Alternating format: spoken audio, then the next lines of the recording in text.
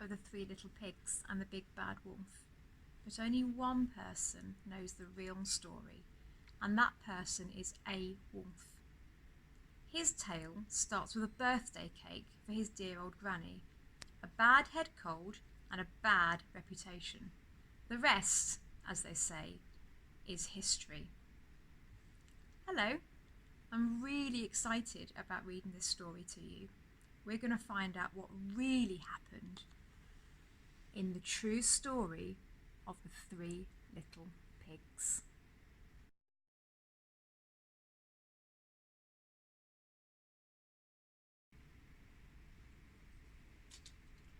Everybody knows the story of the Three Little Pigs, or at least they think they do.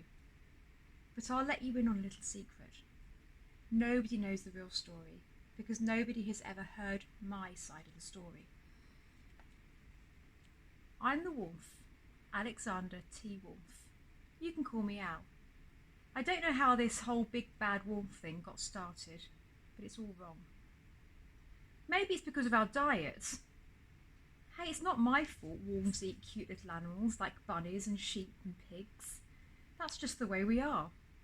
If cheeseburgers were cute, folks would probably think you were big and bad too.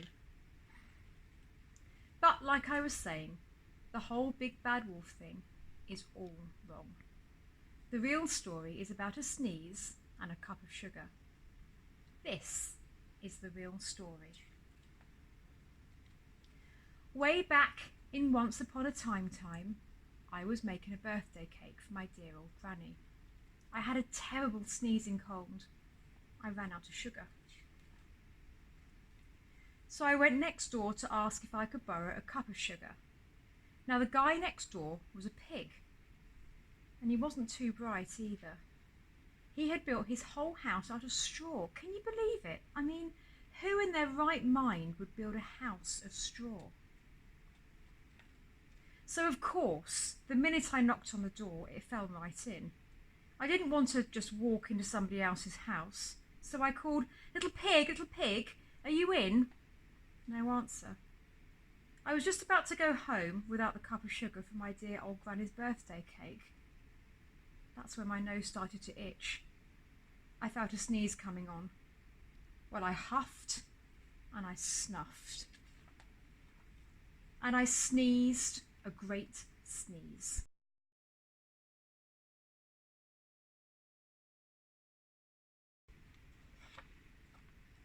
And you know what? That whole darn straw house fell down, and right in the middle of the pile of straw was the first little pig, dead as a doornail. He had been home the whole time. It seemed a shame to leave a perfectly good ham dinner lying there in the straw, so I ate it up. Think of it as a big cheeseburger just lying there. I was feeling a little better, but I still didn't have my cup of sugar, so I went on to the next house. The guy who lived there was the first little pig's brother. He was a little smarter, but not much. He had built his house of sticks. I rang the bell on the stick house. Nobody answered. I called, Mr. Pig, are you in?" He yelled back, "Go away, wolf, you can't come in. I'm shaving the hairs on my chinny chin. I had just grabbed the doorknob when I felt another sneeze coming on. I huffed and I snuffed, and I tried to cover my mouth, but I sneezed a great sneeze. And you're not going to believe it, but this guy's house fell down just like his brother's. When the dust cleared, there was the second little pig, dead as a doornail, wolf's honour. Now, you know food will spoil if you just leave it out in the open, so I did the only thing there was to do. I had dinner again. Think of it as a second helping.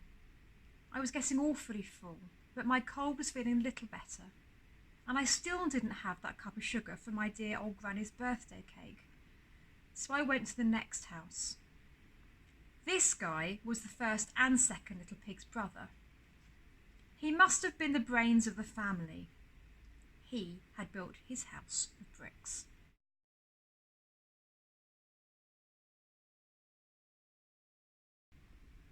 I knocked on the brick house. No answer. I called, "Mr. Pig, Mr. Pig, are you in?" And do you know what that rude little porker answered?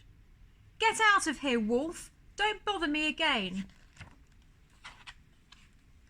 Talk about impolite. He probably had a whole sack full of sugar, and he wouldn't give me even one little cup for my dear sweet old granny's birthday cake. What a pig! I was just about to go home and maybe make a nice birthday card instead of a cake when I felt my cold coming on. I huffed and I snuffed and I sneezed once again. Then the third little pig yelled, "And your old granny can sit on a pin." Now, I'm usually a pretty calm fellow, but when somebody talks about my granny like that, I go a little crazy. When the cops drove up, of course, I was trying to break down the pig's door. And the whole time I was huffing and puffing and sneezing and making a real scene.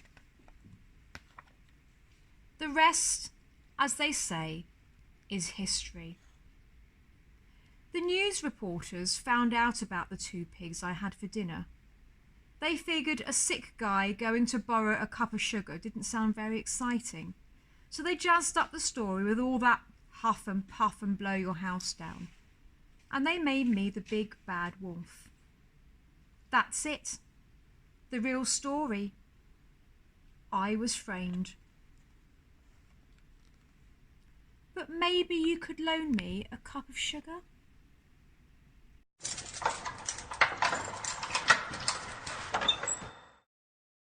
I really hope you enjoyed that, children.